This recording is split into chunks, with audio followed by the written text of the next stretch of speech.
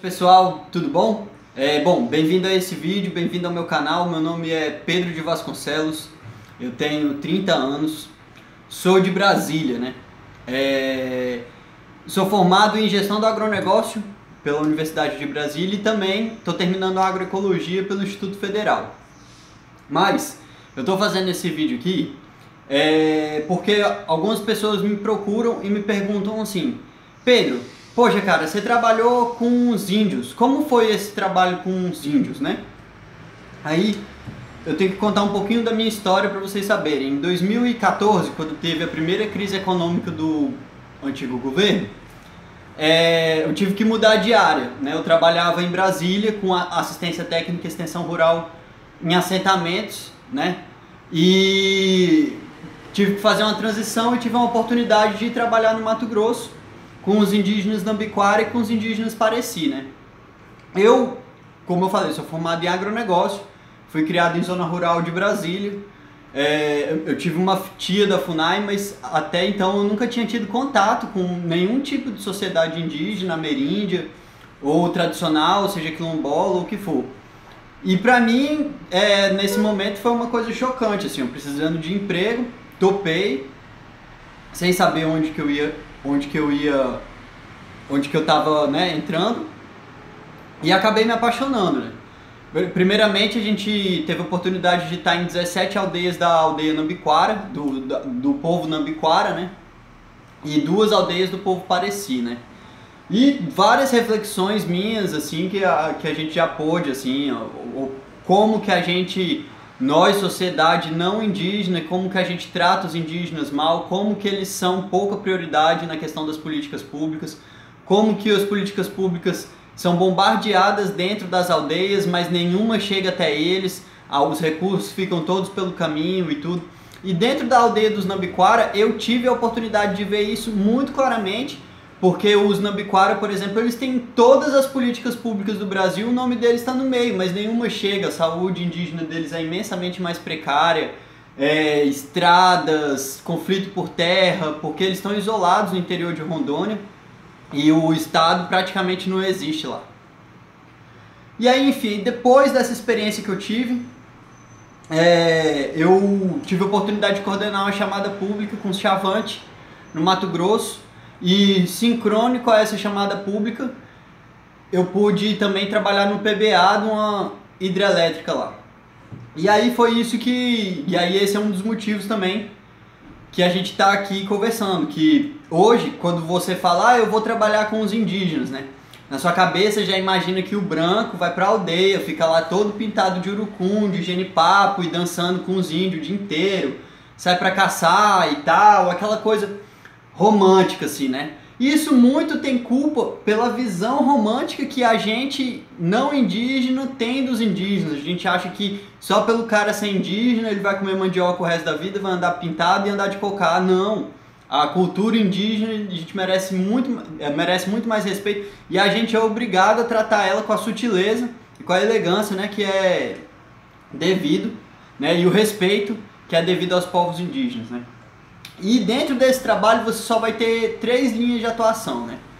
A primeira é em grandes obras, trabalho com grandes obras, hidrelétricas, linhas de transmissão, estradas, ferrovia, que agora está passando algumas, que todas essas obras elas têm um impacto e por lei, obrigatoriamente o empreendimento tem que fazer uma compensação para os indígenas que estão no caminho. Então eu trabalhei nessas obras e essa é uma das linhas de trabalho com os indígenas. A outra linha de trabalho com os indígenas é uma linha assistencial, que geralmente é financiada pelo governo. E agora, a gente tem uma terceira linha, que é uma novidade, apareceu nos últimos 10 anos, que é os bancos e governos internacionais injetando verba para fazer uma compensação pelo uso da floresta em pé, né? E o uso sustentável dos recursos naturais, assim. Então a gente tem essas 3 linhas de trabalho, nas quais eu só pude atuar em 2, né? Que eu trabalhei em grandes obras.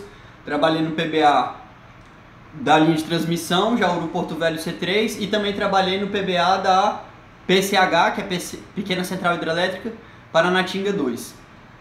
E as duas tinham muitas semelhanças, assim. A maneira que o PBA é executado, a maneira que a empresa lida com a questão indígena, É a maneira que o Estado supervisiona essas obras também, assim, tem muita coisa relapsa no meio. Nenhum programa de PBA hoje é executado 100% conforme o planejamento e isso é algo muito grave.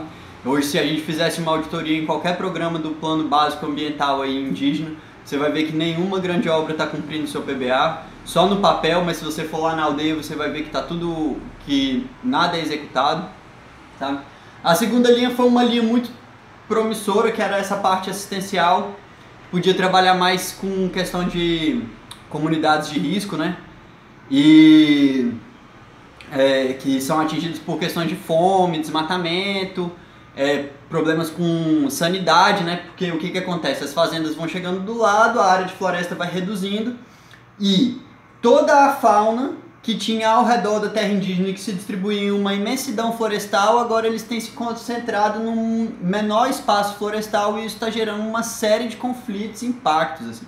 Eu tive roça indígena que teve praga, né, em roça indígena que só dá em lavoura de soja, né, mosca branca, eu vi mosca branca em lavoura de soja, vi nematóide em lavoura indígena, vi nematóide em lavoura indígena, que são doenças que estão saindo das fazendas e estão entrando na terra indígena.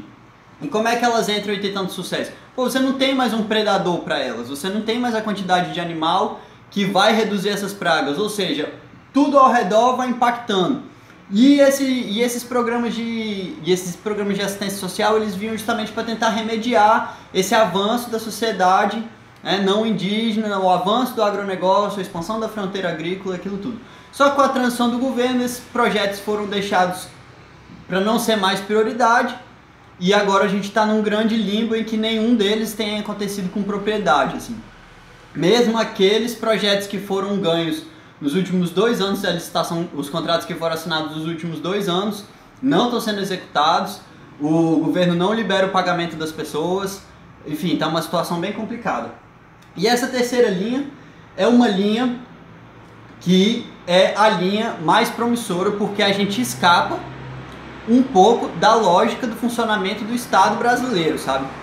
Então os bancos internacionais eles estão vindo e transferindo recursos para as comunidades indígenas com o fim de que eles mantenham a floresta em pé. Isso é uma área muito promissora, mas até o presente momento só tem acontecido no Mato Grosso e ainda está em passos iniciais.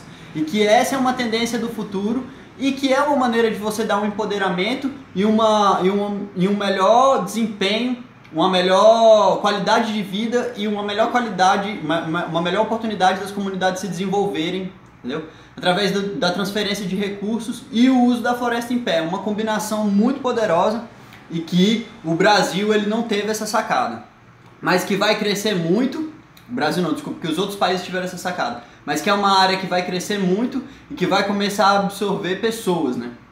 Eu mesmo, nesse momento eu estou me preparando porque eu quero entrar num projeto desse, eu quero trabalhar com as comunidades que já recebem esses benefícios internacionais para poder usar a floresta em pé. E isso daí não tem limite, a gente pode trabalhar com, quando a gente fala de gestão florestal, a gente pode trabalhar com produção de alimentos sustentável, produção agropecuária sustentável associada com sistemas agroflorestais. Hoje muitas terras indígenas são terras de retomada que fazendeiro ficou explorando indevidamente durante muitos anos e hoje elas se encontram em estado degradado. Então esse programa ele pode vir bem mais forte nessas terras indígenas que são retomadas para poder recuperar essas áreas que os fazendeiros detonaram, assim como tem a área de mineração, enfim. E o programa internacional ele está na hora de se expandir para além do Mato Grosso. O Mato Grosso hoje é ali, o berço, né? Mas a gente tem, por exemplo, comunidades aqui onde eu moro, em Grajaú, no Maranhão, você tem aldeias urbanas, você tem aldeias rurais de indígenas, você tem quilombos aqui perto que são totalmente desassistidos pelo Estado. E que essas pessoas tinham poder de aumentar a área florestal do estado do Maranhão, que é um estado que está em franco desmatamento, um avanço da fronteira agrícola enorme, recuperar os mananciais hídricos e dar um poder, empoderar essas comunidades para que eles possam se desenvolver, para que eles possam trazer recursos para a região, para que o município possa crescer junto com eles, e, enfim, desenvolver essas comunidades, né? que até o presente momento não está sendo prioridade do Maranhão. E é isso aí, pessoal. Agradeço vocês a paciência de me ouvir um pouquinho. Se você gostou de me ouvir, vai lá embaixo, aperta o sininho, aperta naquela faixinha vermelha lá e vamos acompanhando, recebendo notificação e continuando aí que o nosso canal está só começando. Muito obrigado e uma boa noite.